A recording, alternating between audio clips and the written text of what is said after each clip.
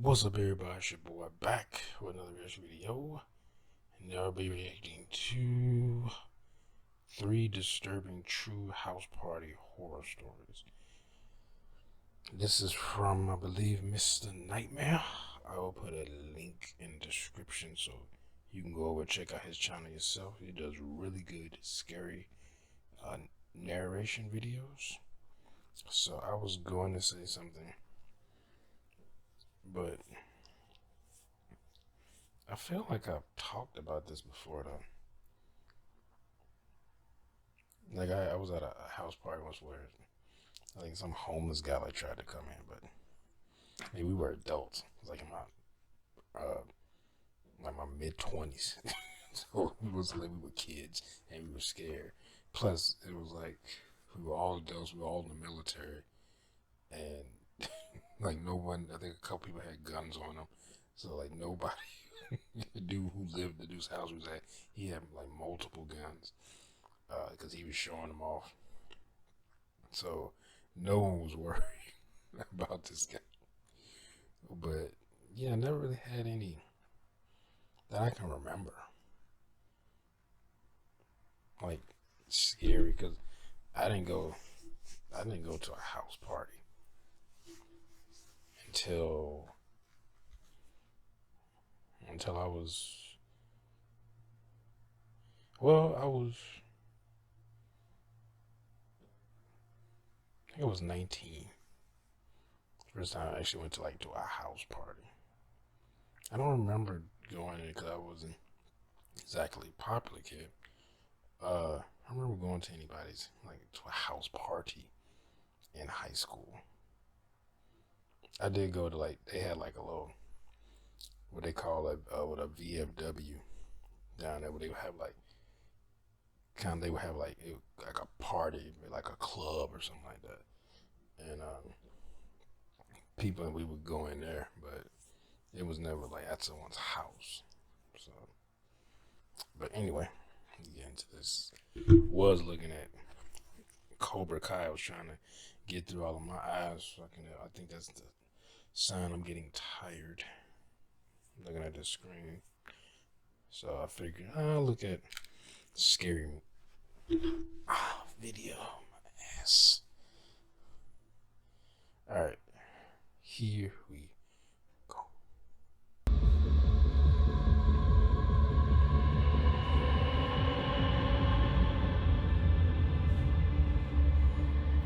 Oh shit! Almost caught a cramp in my leg. When I was 17 in my last year of high school, there was a weekend towards the end of the school year where my parents were going away. I saw it as a perfect opportunity to throw an end-of-the-year party. I went to the store and bought 3 big bags of red Solo cups and a bag of ping pong balls, and I paid my older brother, who was 21, to pick up a bunch of beers I and ain't played liquor. beer pong in so long. The good thing about my house was that it was in a cul-de-sac, and it had a plot of land dedicated to water collection right behind the backyard, so the chances of a noise complaint were slim. My older brother invited like 10 friends of his own. People started showing up around 9. I basically made it open invite to most people in my grade. By the peak of the night, there were probably 60 to 70 kids in my house. It was more insane than I thought it would be. It got to a point where I started seeing kids I didn't know coming into my house. Well, of course. At that point, I had to put my foot down and start locking the door to avoid randoms from coming in. You should have did that to begin with. Every time people would leave, I'd lock the door again. Later in the night, when there were about 20 kids left in my house, my good friend Peter asked me about the guy who went to the upstairs of my house. I questioned what he was talking about, and he told me there was some random guy walking up my stairs about a minute ago. I intended on leaving the upstairs off limits, as the only rooms up there are bedrooms. I ran upstairs and checked all of the bedrooms, which all had the lights off. I checked my bedroom last, which appeared to be empty too. I went back to tell Peter. He said with 100% certainty that someone was still up there. So this time he came up with me to check all of the rooms again, He's under all the beds and all the closets, but whoever this kid was that Peter saw didn't turn up. He's in the attic. So we went back downstairs. I figured Peter was drinking too much and just had no credibility that night. He was one of the few people who I'd be letting crash at my house that night. In fact, Peter crashed on a couch before everyone even left. It was probably 2 in the morning by the time the last of my friends left. My brother was already asleep in his room upstairs. while Peter and my other friend John slept on the couches downstairs. I went upstairs to the bathroom, exhausted but feeling satisfied with the party. As I brushed my teeth and looked at myself in the mirror, through a slight blur from drinking so much, I thought I heard something above me. See, he's in I turned off my electric toothbrush and listened for the longest time, but there was nothing now. I rinsed up and went to my room, but before I could even crash into bed, I heard another sound from above me. A thump in the ceiling. I went to my brother's bedroom door, but no matter how much I knocked, he wouldn't open his door. I suddenly had the thought to check the attic. For some reason, it took me that long. I got the hook to pull down the stairs to the attic. I'd never actually been in that attic before. After climbing up the stairs into the darkness, I felt around above the floor of the attic and searched for some kind of light switch. My hand knocked into a string, so I pulled it down, and a single dim light flickered on. The center of the attic, where the door was lit nicely by this light, but the outer walls of the attic were all dark. But even in the darkness, I could sense another presence in there. I asked, "Is anybody in here?" And I felt a rush when I saw a box close to the corner fall over, and behind it was someone crouching behind another stack of boxes. Oh boy. It didn't look like a kid. It looked like an adult man. And at the same time, I could hear a plastic bag being brushed up against in another corner of the attic behind me. Close the attic. I jumped off the stairs and slammed the attic door shut. I ran down to my two friends to tell them what happened. Call the police. It took a bit of waking them up for them to fully comprehend what I was screaming at them. Peter told me to call the cops right away, and I did. I guess I needed that second opinion of what to do before actually calling the police. Why? I went back upstairs with my two friends to pound on my brother's door, but he still wouldn't answer. I started to worry that something might have happened to him. Cop sirens blared outside, so the three of us ran downstairs in relief. An officer and his partner came in and asked where the attic was. I led them to the attic door and opened it for them. They did their thing. They went up with lights in one hand and guns drawn in the other. We were told to wait down in the living room, and not even 2 minutes later, the cops came out of the attic with two men who looked to be in their 30s or 40s, and they were disgusting and dangerous looking. Likely homeless and probably crazy as well. They gave us looks as they walked past us. My brother came out of his room soon after to throw up, and when I explained everything to him, he said he slept right through our knocks and bangs on the door. Thankfully, since my brother was 21, he served as the adult in the situation and talked with the police. Because of that, we were able to keep the incident a secret from our parents. Yeah, maybe they were just trying to crash it. I used to go to the University of Idaho before transferring. That's kind My of sophomore ballsy, year, though. I went to a lot of frat parties. There was one frat party that changed the way I look at college parties, however. I'm gonna leave the name of the frat out of this story, but one of the smaller frats on our campus was having an open party.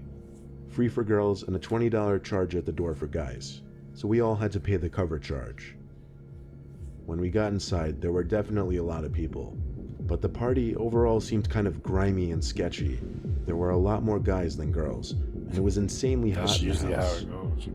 There seemed to be a couple guys going to a back room, so I figured I'd check it out to see if anything was going on back there. After going through a door to a much quieter section of the house, I saw the same couple of guys go outside. I figured I'd go outside and check out what the party was looking like in the backyard section. When I opened the back door and peered outside, I saw the two guys standing around a fire pit. There was no one else in the backyard. They looked over to me after hearing the door open, I guess, and before I could turn and go back inside, they waved me over. I felt awkward, and I probably should have ignored them and just went back inside. I felt pressured into walking over to them. They told me to sit down on one of the logs placed around the fire pit. I did so. Then they sat down on two logs and started to light up cigarettes. That's weird. The two of them sat there not saying a word, just smoking their cigarettes and looking in my general direction. They didn't say anything or even offer me a cigarette. I figured I'd try to start conversation since they called me over, and asked them if they were in the frat. One of them shook their head no, and that was it. I then asked if they knew anybody at this party. Yeah, I'd have been like, This time I didn't even get an acknowledgement of my I question. was gonna leave. The two just looked at each other and then they looked at me. Now that they were looking at me, they wouldn't look away, and I was becoming increasingly uneasy. One of the two said in a very monotone, slow voice, "That's a nice watch." I looked at the cheap $30 Timex watch on my wrist. It was not a nice watch at all, but maybe to him it looked like one. That same guy got up, and as he started walking over to me, said, "Give me your watch." The other guy got up and started to walk behind me, as if they were surrounding me. I took off my watch in a hurry, saying, "Yeah, sure, no problem." When I got it off, I stood up and handed it to him, but my standing up was just a move to better prepare myself for sprinting to the door of the house. I heard a flick and a swish come from behind me. Oh, that's a knife. I associated it to be the sound of a knife being flicked open. You better stab your ass. The guy behind me said, "Take off your shirt." No. And that's when I decided it was time to sprint for the door. It took me about 3 seconds to get to the door. I don't know how far they followed me for, or if they even did. But I got back in the house, went back to the front section where the party was, and found my two friends. I told them we had to go and to ask questions later. People were looking at me as I guess I made a scene telling my friends to go. They finally listened and we left the house through the front. You didn't tell anybody that campus was half a mile from that house, so we walked. Oh, they're not on campus. On our way back though, at one point I turned around and saw two people walking towards us. I stopped to keep looking. The two people stepped under a street light. It was those two men from the backyard.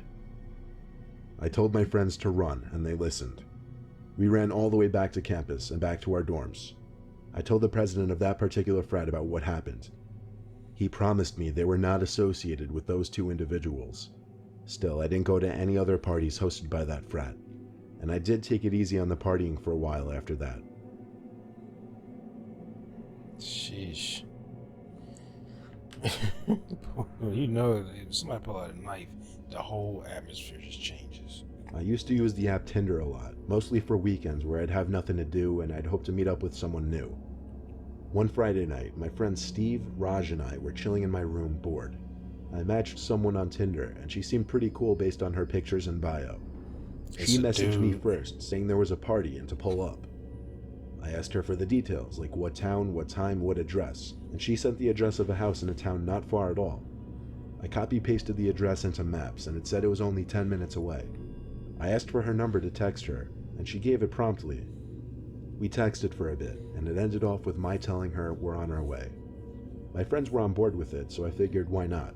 It was better than sitting in my room. I got dressed into jeans and a button-up shirt. My friends just had to go dressed as they were.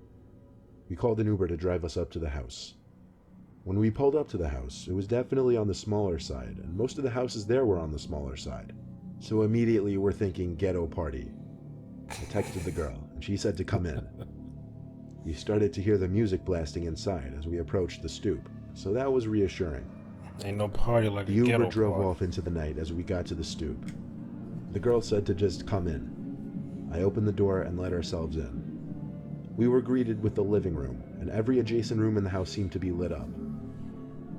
The music seemed to be coming from another room, but even so, the living room was empty. There was no one in sight, except for a lone, 20-something-year-old punky-looking guy sitting in a chair in the kitchen. I texted the girl again, saying we're inside. She said, come downstairs. I asked, where is downstairs? She said the door right in front of the front door. That's the basement. My friends were laughing, saying this is insanely suspicious and that maybe we should go. Yeah. I opened the door, though, sure enough, right in front of me, and it did indeed lead to a basement. There was a blue light that seemed to fill the whole room down there. The music was coming from down there for sure. I walked down each step slowly. Raj followed me, but Steve was for some reason staying at the top step.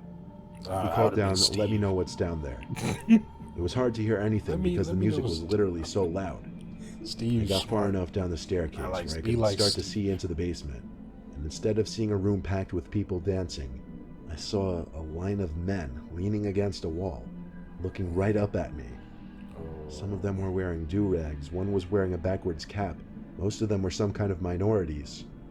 They were leaning against the furthest wall from the stairs, in kind of a blind spot, and all I could think was that it was some kind of trap. You better get robbed. Then I heard a commotion come from up the stairs, and I saw Steve having some kind of confrontation with the guy who was sitting in the kitchen.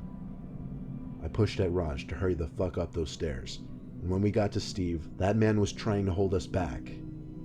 He then started screaming something in Spanish down the stairs. and I witnessed 4 or 5 men running to the stairs from the basement. Oh, shit. It was the most horrific moment of my life. We easily overpowered the lone guy holding us back and pushed our way out of the house, all with maybe 2 seconds to spare. We were all in decent shape, thankfully, and we ran as fast and as far away from the house as we could. We had to catch our breath after running full speed for a few minutes. I was the one to call the cops and tell them to check that house immediately. From there, we took an Uber back to my house and spent the rest of the night there. I didn't ever find out what the cops did when they checked the house out. I didn't really think that far ahead when I made that phone call. Yeah. All I know now is if something seems suspicious on the internet, stay away from it. Yeah, you never know who you're actually the cops meeting showed up or what like, you're walking into. Somebody called us. Yeah, somebody called us to and put in and said that somebody tried to rob them here, and they could just be guys down there. They're like, what? Like, no, like, we're the only ones here because you left. you called the cops, told them to check out that house, and then left. So you didn't tell them. So the cops were like, the cops show up there and just be like, hey, we got a call that somebody got robbed here, or was attempted robbery here, and or they don't know what was gonna happen, but they could have been getting ready to do a satanic ritual for all they knew. Like, you don't know, then you just you call the cops and then don't. I would have stayed close by or something. That when I see the cops show, I'm like, these motherfuckers tried to do something. Like they pretended to be girls. I showed them the texts. I'd have been like, they confiscate their phone and see who sent me these texts. That way, now you got the evidence. Unless they deleted the thread or something like that. But then they could check. Then you can check like the SIM cards or something like that. Then it keeps that kind of data in there. But yeah, you gotta be careful going to these house parties. Well, you gotta be careful going anywhere. But you going somewhere, especially like that last one where you don't know anybody there. It's some Tinder date type thing. Oh, come to a house party. So you go and then you like, oh, you know her basically, but you don't know her. You only talked on Tinder. So you never even met this person before, or you haven't FaceTimed them or nothing. You just go there and and just like this, people set people up and they get robbed. People like, she remind me of like that Pokemon Go, where people was robbing people. People, they out with their phones, they $1,000 phones and shit. And you is somewhere in some neighborhood you're not familiar with, and somebody see you walking around with your phone, you look lost, and you a prime to get picked off, because one thing you look lost, and you distracted by looking down at your phone, so you probably won't even notice until somebody got right up on you. And then like, if you lost and you're not sure you know anybody here, so where you gonna run to? Not like you gonna run in a house or something like that, because you don't know where you at. Clearly, you don't know the area, and if they live in the area, they do, so they already got the home advantage. That's why I was always been very wary of walking in places that I'm not familiar with, like walking in someone, like walking. I've been to parties since I've been back to Chicago, and parking here, especially like they were downtown, I might have to park, a block or two over, and because it'd be at night and everybody's at home, or most people are at home, and I had to park like way away, and then walk back to the building where the party was at. And I've had to do that before. I did that once. I was on. I got a phone call. I started walking. I was somewhere to go home, so I started walking to my car, and me being the paranoid that I am, I saw somebody like walk past me, because he was walking like towards me, I was on the phone. I was like, yeah, and I was just looking at him. Like, and they looked up, and he was like that, and I was just like, and when he walked past, I'm, yeah, yeah, and when he walked by, it was weird because he walked by, and then I had just walked past an alley, and when I turned because he was walking, and so as he's walking, I turned so my back wouldn't be to him, and then he went down the alley, and I was thinking about going back in to the party, but I was like, I'm gonna leave and go home. And when I got in my car, because I was parked, so I had to. It was a one-way street, so I got to my car and then drove back down the road that I had walked down to get to my car. And when I drove, I remember looking in the alley. This dude was like crouched at the very end of the alley where I walked by. He was sitting there like crouched, facing the street. And I was like, what the fuck? I don't know what he was doing.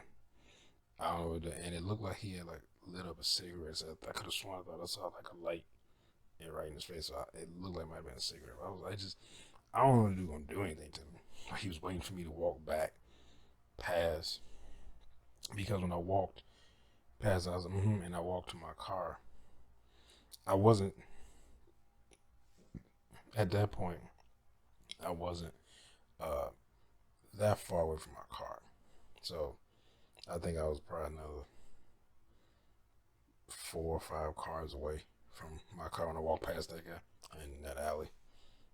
So I pretty much got in my car, started my car. I was close, and he probably should have heard me start my car. But it was also some other people walking on the other side of the street too. So, cause like this was a Saturday, so it was actually more people out there than you would think at like 2, 3 in the morning. And I was like, when I was driving by, I was like, what? I think I saw he like squatted down, and then I was looking at like that light in his face, and the first thing I thought was, his eyes glowing. But it was, oh no, that was a single. That's he's smoking. Maybe he just squatting, because he didn't look like, like he was homeless or unkept. But he wasn't dressed up either. He just looked regular. So that's just weird that he squatted in the alley like that. Plus, there was like a bunch of lights in that alley too. So, and it was a big light right there, like right, and when you go into the alley, so on the other side where he was squatted at. So, but like I said, if someone would have walked by, he was like right at the mouth of the alley.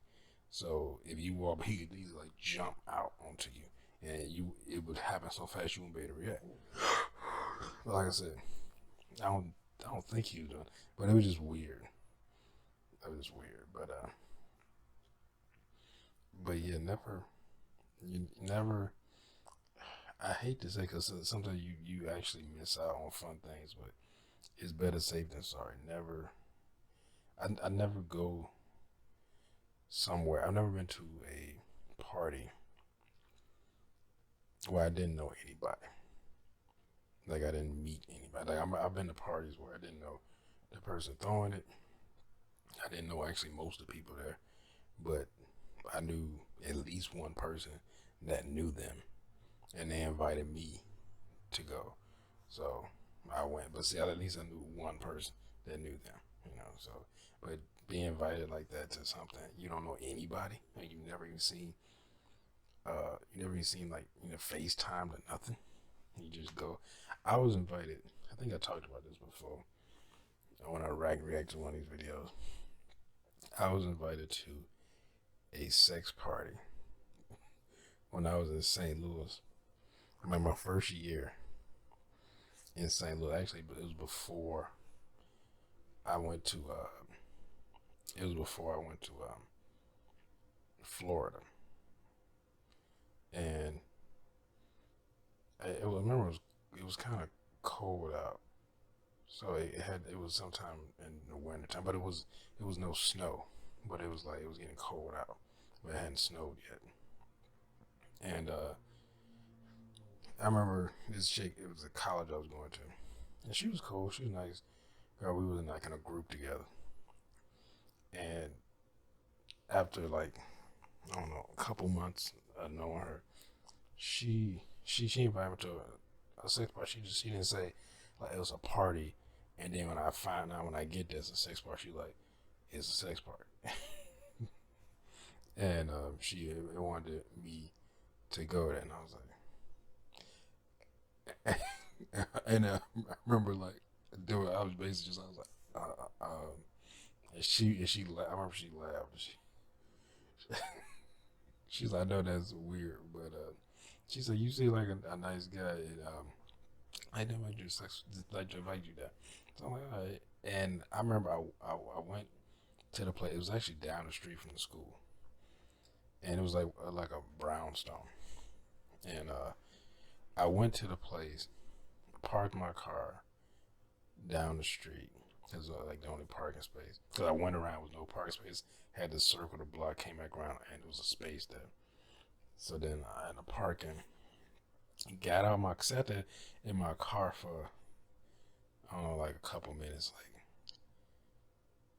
like because the thing was I had actually met her, but I felt weird doing this. Like I was like, this is weird. Cause I remember asking her, I said, should I bring condoms? She was like, well, the condoms there, but if you need, she said they'd probably be just regular ones. If you need like bigger ones, then you bring your own. I remember so you think I didn't need bigger condoms.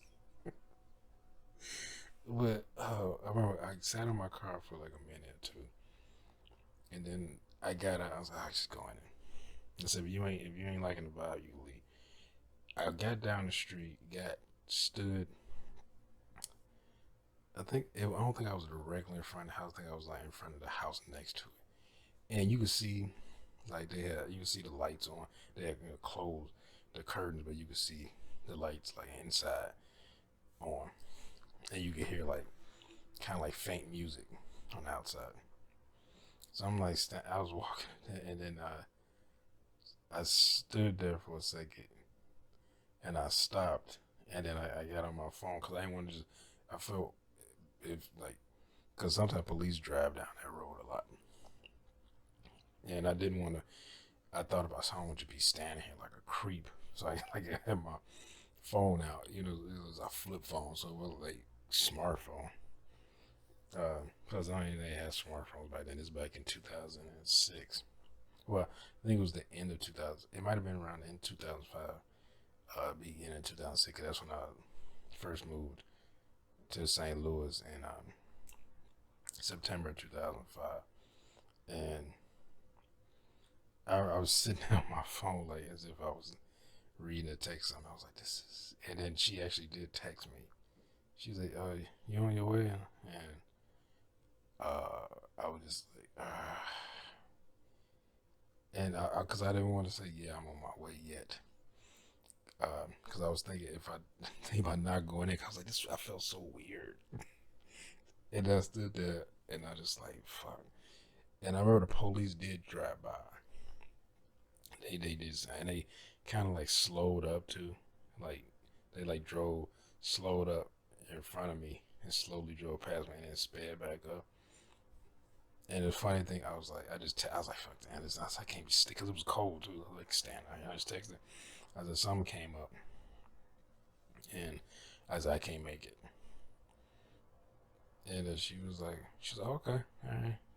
She said, sorry, I missed me. He missed you and stuff. And I was like, yeah. I guess it could have been an interesting time. And then I just walked back to my car. I remember I got in my car, and the same police car came back around and drove. And at that time, I was already in my car. And so I don't think they could see me sitting in there. And they drove back past, and I was like, then they just drove. And it's funny, then they just drove out instead of making that coming back around like I did when I came back around when I was looking for a parking space, and like they did. They just kept going down the road past the school. And then I sat in that car, like, I sat there in the car for like, 5 minutes, maybe 10 minutes, and they contemplating like, should I tell her? Oh yeah, okay. And I was like, oh fuck, I'm going home. So now, I remember seeing her the next week, because I think I only took that class on Tuesdays and Thursdays.